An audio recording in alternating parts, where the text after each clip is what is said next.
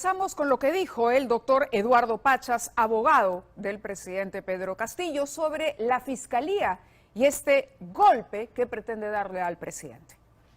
No puede ser que una fiscal asuma y de su primer discurso, sin haber leído ni un expediente ni una carpeta, diga que ya lo va a destituir al presidente de la República. ¿Qué clase de justicia es eso? Por lo menos que se siente en su despacho y que lea las carpetas y que por lo menos estudie algo de penal, porque esa señora no sabe nada de penal. Le están recortando el derecho a la defensa y no los están dejando a los abogados ver la carpeta fiscal y están abriéndole proceso por libre oración por 36 meses solamente porque salió en una hoja de Hildebrand en los 13. Le van a levantar el secreto de las comunicaciones, le van a levantar, le van a hacer allanamiento, le van a pedir todas las medidas coercitivas y también van a citar a funcionarios de Palacio de Gobierno y si no vienen le van a pedir la detención preliminar a esos funcionarios. Esto es un abuso total lo que está haciendo. Un abuso total, la Fiscalía ha respondido, pero déjenme presentarles a nuestro primer invitado, Víctor Andrés García Belaúnde, está con nosotros esta noche. Excongresista y, bueno, político de larga y amplia experiencia. Muchas gracias, Víctor Andrés, por acompañarnos. Bueno, esta ha sido la respuesta del Ministerio Público a lo señalado por Pachas. Ha dicho, ante las declaraciones del abogado Eduardo Pachas, defensor del presidente, el Ministerio Público precisa que todo abogado defensor tiene derecho a revisar la carpeta fiscal de la investigación, previa solicitud para que se le indique día y hora. Es decir, señor abogado, no se exalte, usted puede leer la carpeta, pero la reacción de Eduardo Pachas, ¿qué nos dice, además de esta sindicación directa de la Fiscalía de pretender un golpe? Bueno, yo creo que es un abogado demagogo, ¿no? Es un abogado muy demagogo. Lamentablemente no hay colegio de abogados, porque el colegio de abogados debía llamarle la atención a este tipo de abogados charlatanes, demagogos, oportunistas, arribistas. Pero de alguna manera ha dicho algo cierto, Víctor Andrés. Si la fiscal continúa las investigaciones, llegará el momento en que tendrá que citar a funcionarios de Palacio. Eso sí. Tendrá que levantar el secreto de las comunicaciones a funcionarios de Palacio de Gobierno. Pero me refiero al nerviosismo del doctor Pachas. ¿Revelaría ya, digamos, una sensación de derrota? Bueno, están preocupados, ¿no? ¿O de preocupación? Están preocupados, es decir, que no gobiernan y se dedican a defenderse, ¿no? Pero yo no creo que un fiscal pueda pedir la detención del presidente de la República. Decide su entorno, que no tienen inmunidad, no tienen blindaje, pero del presidente creo que no. Cualquier cosa se tiene que hacer, cualquier cosa vinculada al presidente de la República lo resuelve el Congreso. El Congreso. No la Fiscalía. La Fiscalía puede avanzar hasta cierto límite y ahí se tiene que detener. Correcto, pero el Congreso está en una situación, vamos, bastante complicada. Pensábamos que de pronto se iniciaba una era distinta con Lady Camones, pero siguen los problemas en el Parlamento y la mayoría considera todavía que no hay votos para una vacancia del presidente. Por lo tanto, la crisis se prolonga y ante ello hay quienes hablan de la posibilidad de suspender al presidente. Hemos conversado con algunos especialistas en este tema. ¿Qué tan viable es realmente la posibilidad de una suspensión en el ejercicio de sus funciones del presidente? Alonso Dávila ha hurgado en el tema. Tenemos una nota y luego seguimos comentando aquí en nuestros estudios.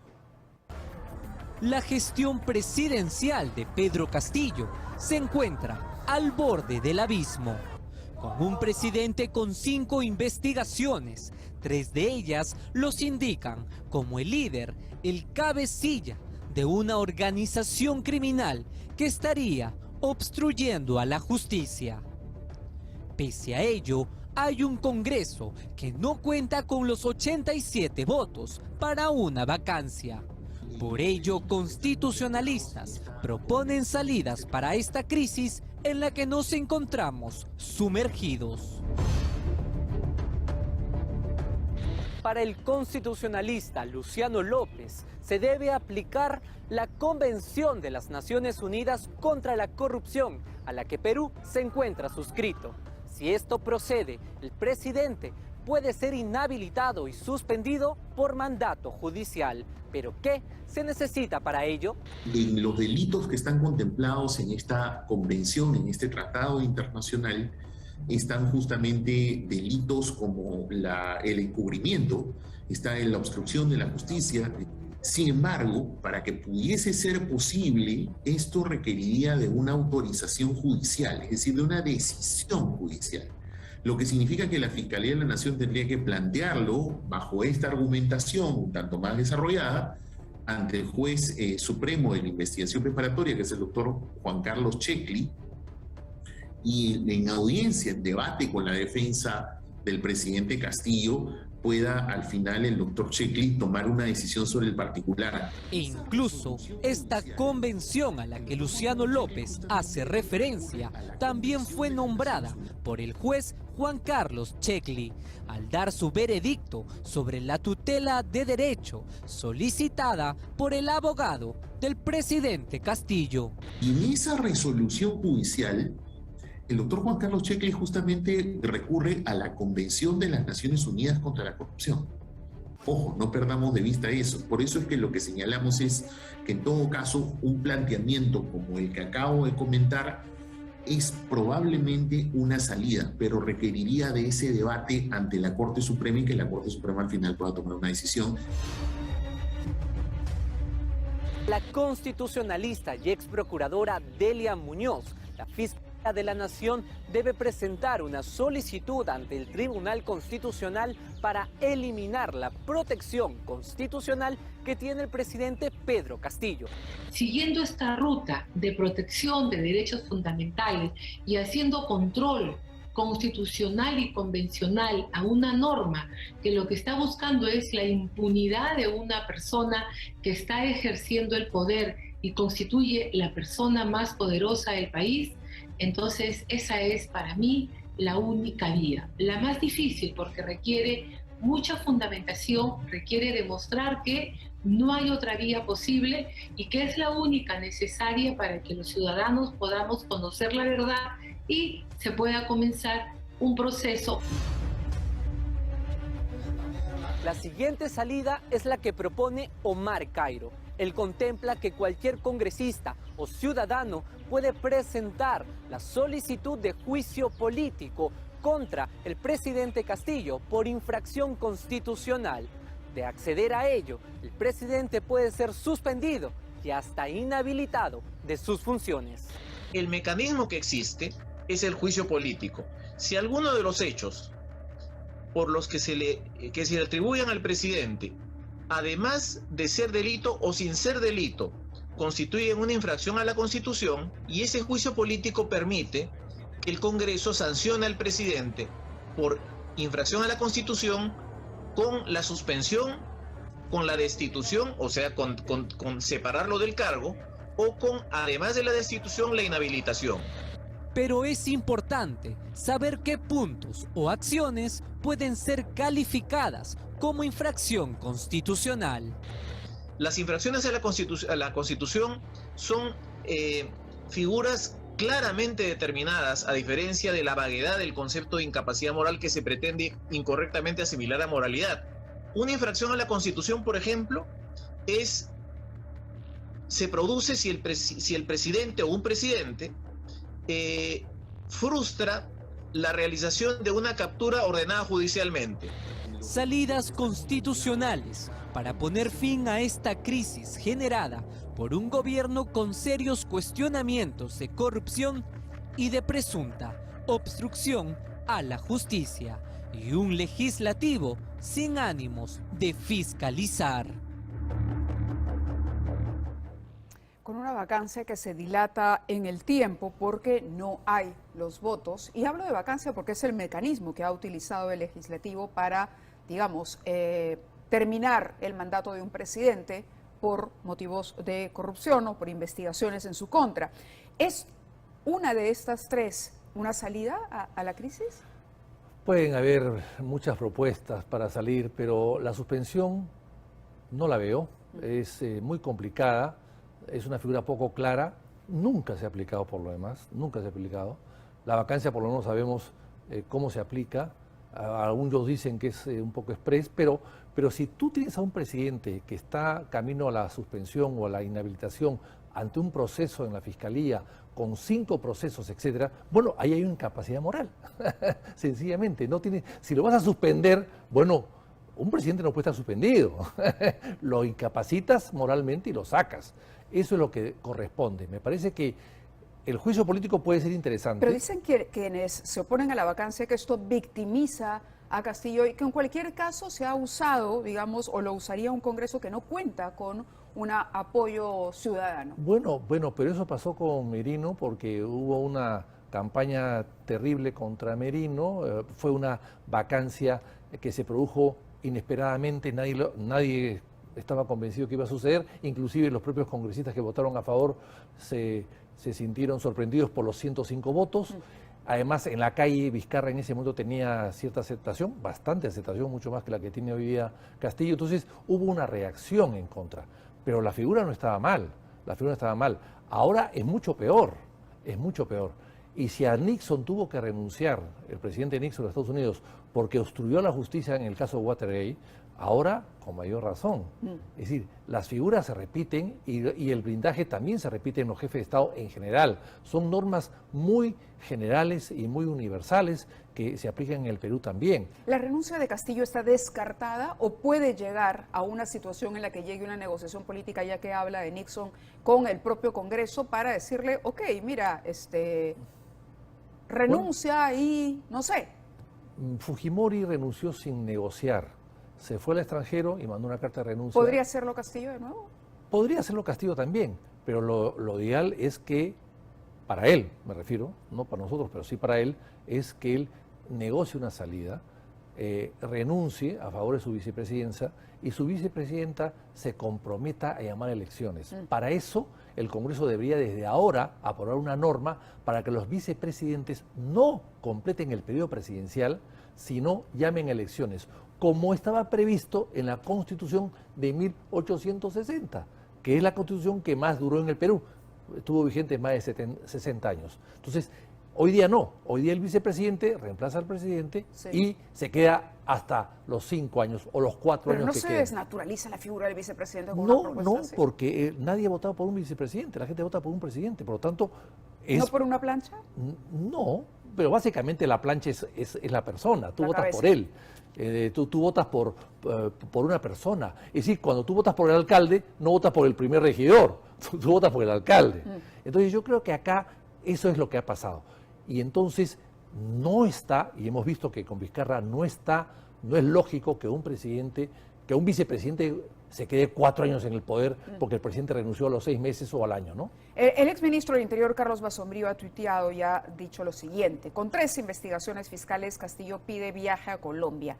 ¿Hay peligro de fuga? Se pregunta Carlos Basombrío, pero en cualquier caso él señala que no debería darle permiso el Congreso para viajar, no solo por el peligro de fuga, sino que por esas investigaciones no representaría al país, sino, dice él, lo avergonzaría. Bueno, eso es una opinión muy personal. A ver, yo creo que sí. ¿Pero puede el Congreso negarle? Sí, puede el Congreso negarle perfectamente bien, pero el tema no es el presidente Castillo, el tema es Colombia. Aunque vaya, lo que habría que recomendar es que vaya y que se quede callado, que no haga tonterías, que no haga declaraciones, que trate de ser atento y amable, pero finalmente Colombia es un país muy cercano al Perú, miembro del Pacto Andino, de la Alianza del Pacífico, etc. O sea, es muy cercano al Perú y sería una pena que el Perú no esté ahí representado, ¿no? Mientras veíamos la nota me decía que la salida la ve más por el lado de la Fiscalía, no presionando, pero digamos poniendo las cartas sobre la mesa al Congreso de la República. Claro, la Fiscalía puede hacer una denuncia contra el presidente en la subcomisión y sigue un proceso bastante rápido de 60 o 90 días y ahí finalmente se vota en el Pleno y ahí se puede destituir o inhabilitar al presidente de la República, con lo cual automáticamente hay una capacidad moral y la vacancia va de la mano, van las dos de la mano. Eso sí se puede hacerlo. Pero que la Fiscalía pida la detención o que la Fiscalía tome otro tipo de decisiones, no me parece. Pero sí puede la Fiscalía presentarse ante el Congreso y decir, y eso parece que es lo que sospecha el doctor Pachas. Porque digamos, está desesperado, porque yo veo que está desesperado, el pobrecito ha perdido la razón. Está casi como Aníbal Torres. Sí, la fiscal de la Nación se reunió con el ministro del Interior tenía otros planes para el equipo especial, quería poner a otra persona a cargo, pero parece que la fiscal habló claro y fuerte esta vez e impuso acolchado en el liderazgo de este grupo. El problema es que la Fiscalía debería decidir con qué personal cuenta para sus investigaciones. Lo que no puede hacer el Ministerio del Interior es colocarle a la gente que ellos quieren como topos. Y eso es lo que estaba queriendo hacer. Y eso es lo que estaba queriendo hacer. Y la Fiscalía entonces se ha plantado Me bien parece muy bien. frente al No siempre se ministro. planta de esa manera. Ajá. Ahora sí se han plantado bien y me parece que lo está haciendo bien. Le corresponde. Ellos escogen a su gente, ellos escogen a sus colaboradores. No pueden permitir que la policía o que el Ministerio del Interior le mande a cualquier persona ahí que no tenga ningún tipo de experiencia ni de capacidad, ¿no? ¿Cómo mira la situación del presidente y de este entorno a raíz de la detención de Bueno, Pacheco? es fatal. Cada día salen más cosas. Por eso que yo estoy seguro que al final el presidente, cuando sepa que el Congreso no tiene los 44 votos que le aseguran que no llega a 87, yo creo que el presidente ahí va a llamar a la oposición o va a llamar a su entorno y va a renunciar. No creo que él quiera ser destituido o quiera ser vacado. Estoy seguro que cuando llegue ese momento, que va a ser relativamente pronto, no creo que el presidente dure un año más, no lo veo en el mensaje del próximo 28 de julio, por ejemplo, ¿no? Él va a reflexionar y va a querer salir, bueno, por la puerta más grande que puede, ¿no? Y no por la puerta chica. Claro, lo que percibe la ciudadanía es que hay también una atomización tremenda en el Congreso. Estamos hablando ya de 13 bancadas, algunas se han conformado apenas unas horas antes. Pero eso es culpa del Tribunal Constitucional que legalizó el transfugismo. Eso. En algunos congresos del mundo, la persona que ingresa con un partido se tiene que quedar con ese partido, porque si se va de ese partido, si se va de esa bancada, pierde su curul. Y lamentablemente acá es todo lo contrario. Acá la gente busca un partido para llegar al Congreso y una vez adentro se despiden del partido y hacen lo que quieren. Y eso debilita el sistema. Bueno, estas son precisamente las bancadas, las teníamos en un cuadro ahí para que ustedes vean rápidamente cuántos son los integrantes. No me acuerdo ya cuántas llegaron al Congreso, pero en cualquier caso ahora son 13, incluyendo, bueno, o contando además a los no agrupados, que son 6 congresistas que no tienen bancada. Fuerza Popular mantiene 24, pero Perú Libre se partió en 3 o 4. Lo otro es lo que ha ocurrido con Wilmar Helera, el tercer vicepresidente del Congreso de la República. Hoy se ha conocido una condena a 6 años de prisión. Esto quiere decir prisión efectiva en su contra por un caso de corrupción. Bueno, y el caso de Freddy Díaz también, o sea que la denuncia por violación. Eso es fatal. Yo no sé qué cosa es más grave, las dos cosas son muy graves. En el caso de señor Helera, él debía ser desaforado.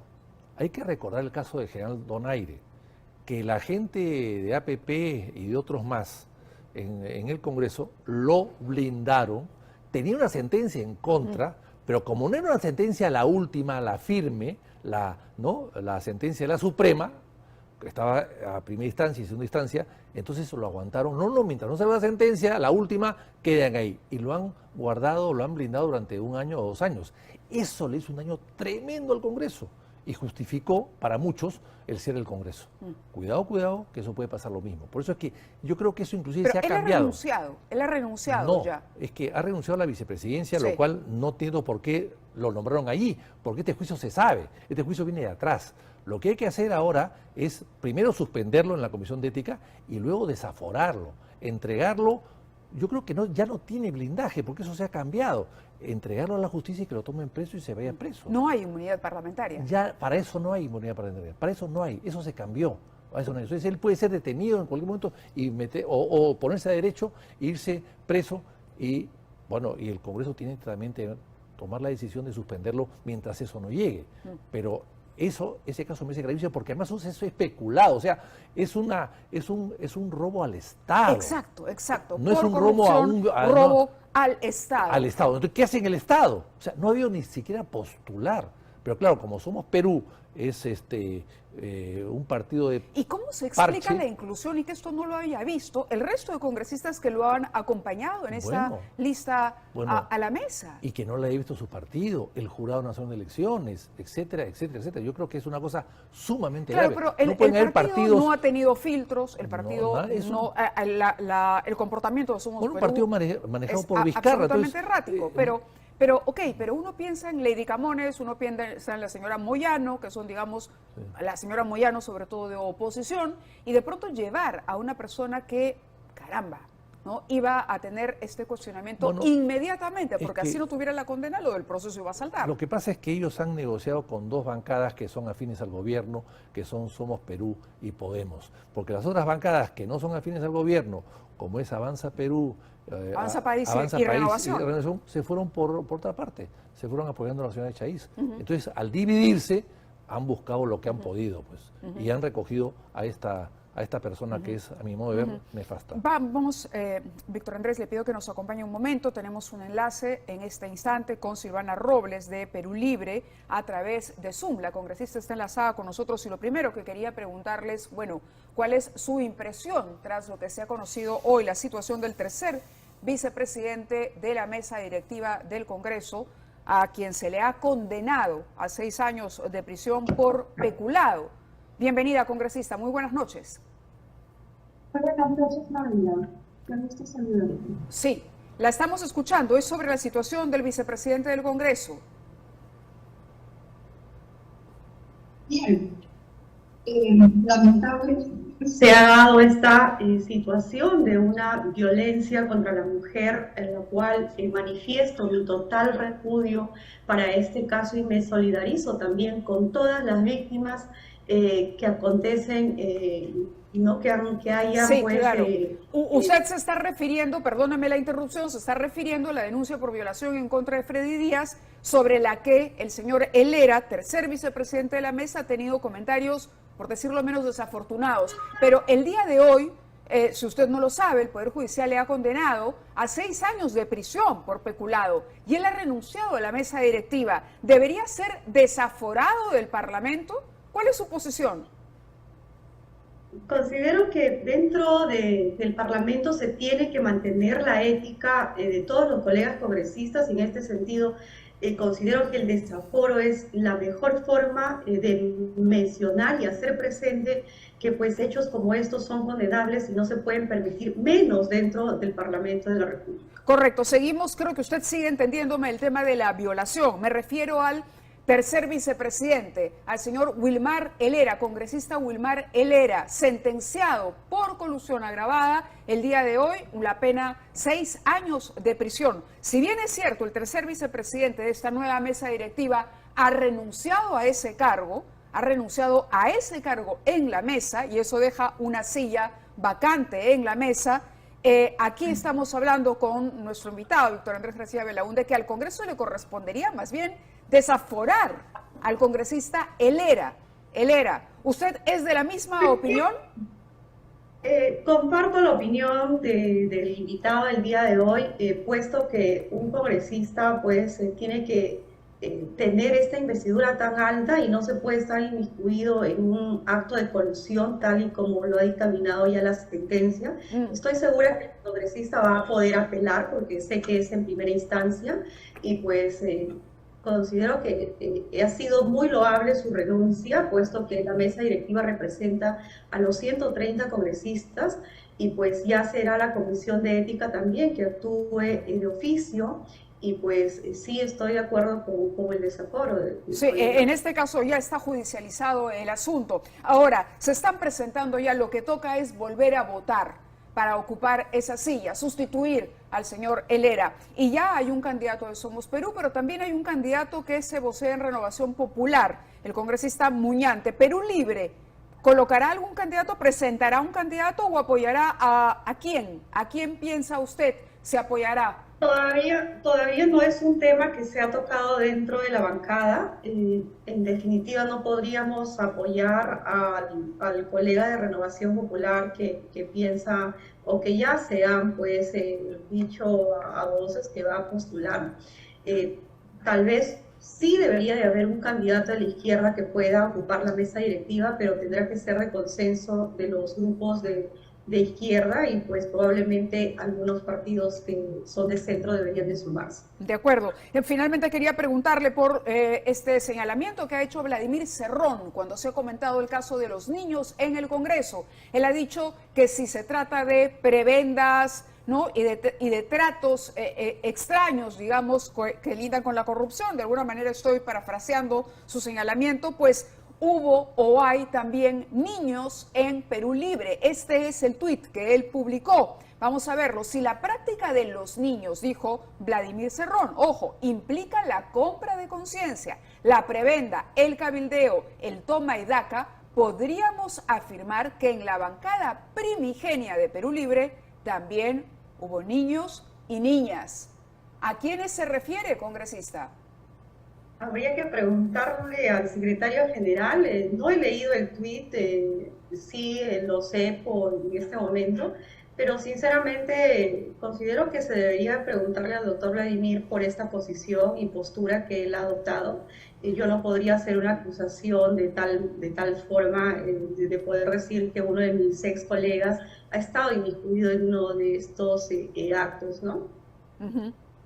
Claro, pero bueno, usted ha compartido con otros colegas esa bancada primigenia. Hoy, por supuesto, la bancada está partida, pero usted diría que esto apunta, por ejemplo, al ala magisterial, a la bancada magisterial, o al bloque Perú Democrático, por ejemplo.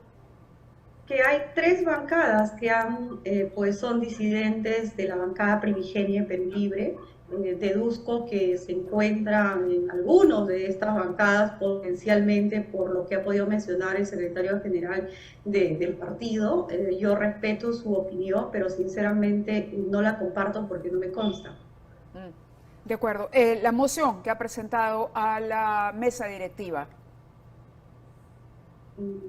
Correcto, hemos presentado una moción multipartidaria para dejar sin efectos dos acuerdos de mesa que se han tenido. Uno de ellos es la 110 y la otra la 116. La 110, como ya sabemos, después que la presidencia o los representantes, ex representantes en este caso de la mesa directiva, puedan tener beneficios como seguridad, vehículo, chofer, que se les otorguen por 6 meses adicionales al cargo que ellos han desempeñado, ¿no? El otro tema es que la señora Alba, porque hay que decirlo con nombre propio, es la congresista que se beneficiaría con este acuerdo de mesa, puesto que no se puede pues consentir dentro de esta crisis económica mundial, pues que el Congreso de la República pueda seguir desembolsando más dinero del que ya desembolsa, y pues teniendo como único mérito haber sido ex presidenta del Congreso de la República. Nos queda claro. Muchísimas gracias por haber estado con nosotros. Ha sido la congresista Silvana Robles de Perú Libre. Muy buenas noches. Víctor Andrés, ¿cuál es su opinión sobre lo que acaba de señalar? Sobre todo al final, ¿no? Ha criticado directamente a una integrante de Acción Popular. No, yo creo que ella no tiene la culpa o no es responsable de esto. Ella ha aceptado seguramente a un acuerdo o a un pedido, ¿no? Pero sí, yo creo que ambas cosas hay que anularlas. Me parece absurdo que se tenga seguridad y privilegios y prebendas sin cargo. O sea, el cargo dura 1 año, que con mucha responsabilidad, con mucho trabajo, con mucho desvelo, y los privilegios, bueno, de alguna manera te hacen el cargo más llevadero. Pero claro, después de eso, que ya no hay cargo, que no tienes ningún tipo de problema, te quedes con los privilegios, no me parece que sea lo más conveniente, ¿no? Yo creo que eso hay que eliminarlo. Le pido otro momento adicional porque vamos a entrar también con Alejandro Muñante de Renovación Popular. El congresista ha sido uno de los voceados como candidato a ocupar la silla de Wilmar Helera. Congresista Muñante, muy buenas noches. ¿Es usted candidato a ocupar esta silla vacía que queda en la mesa directiva? Muy buenas noches, Mávila. Buenas noches, congresista, el congresista que está contigo, Vitocho. Muchas gracias. Sí, bueno, mira, todavía no se ha elegido de nuestra bancada a alguien que pueda reemplazar al señor Helera. Todavía no hemos tomado la decisión. El día de mañana nos vamos a reunir para ver varias cosas, porque también tenemos que cuadrar el tema de los integrantes de las comisiones, las presidencias. Mañana solamente tenemos plazo hasta las 11 de la mañana para presentar la lista, así que nos vamos a reunir muy temprano en la bancada y de ahí van a salir las decisiones. De acuerdo, pero Renovación presentará candidato en cualquier caso, si no se ha confirmado que vaya a ser usted.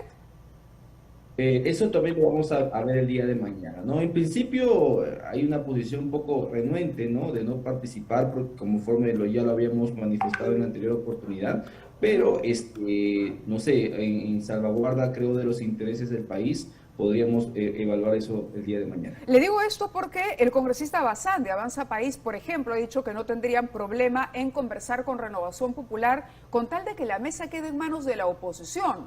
Es decir, asegurar, digamos, que la mesa directiva esté en manos de la oposición. Eso supondría limar asperezas también con Fuerza Popular, por ejemplo, para Renovación.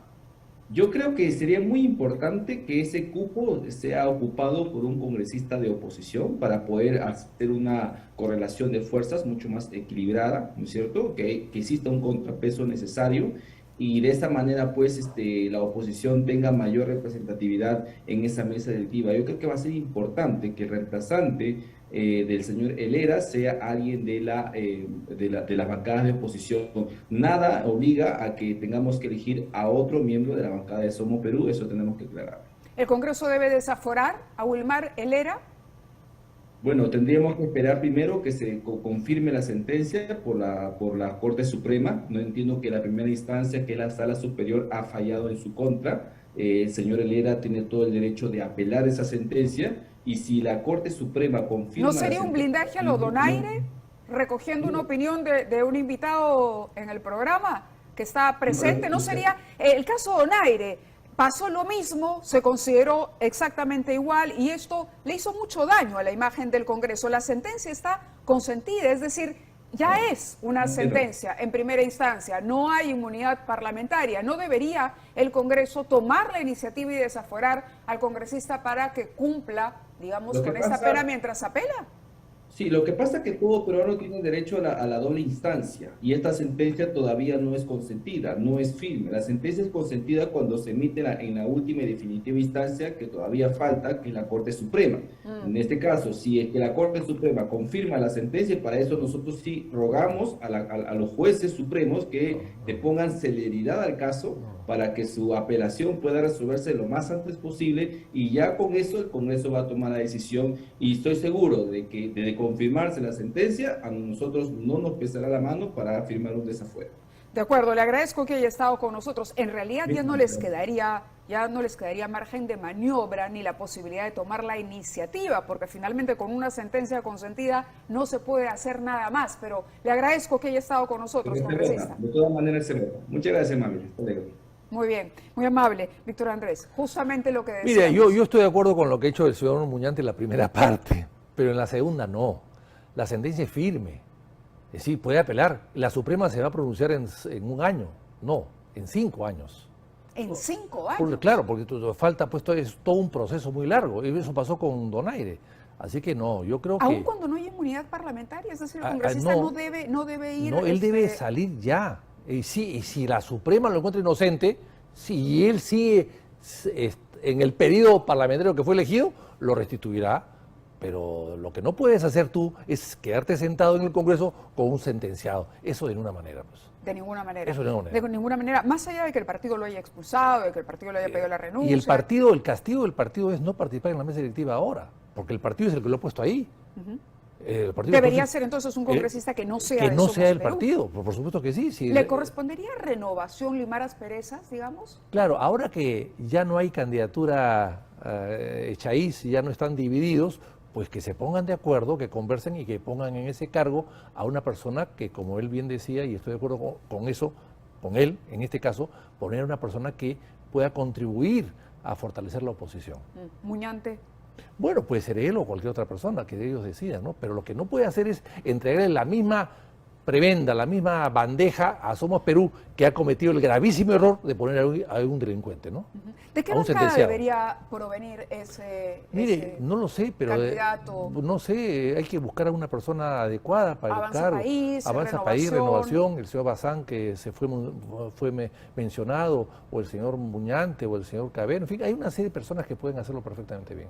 Habrá que ver la votación, porque eso sí hay que someter eso pero a votación. Pero que se pongan de acuerdo, que se pongan de acuerdo, porque esa mesa directiva con 2 bancadas muy cercanas al gobierno, evidentemente iba a dificultar las cosas, ¿no?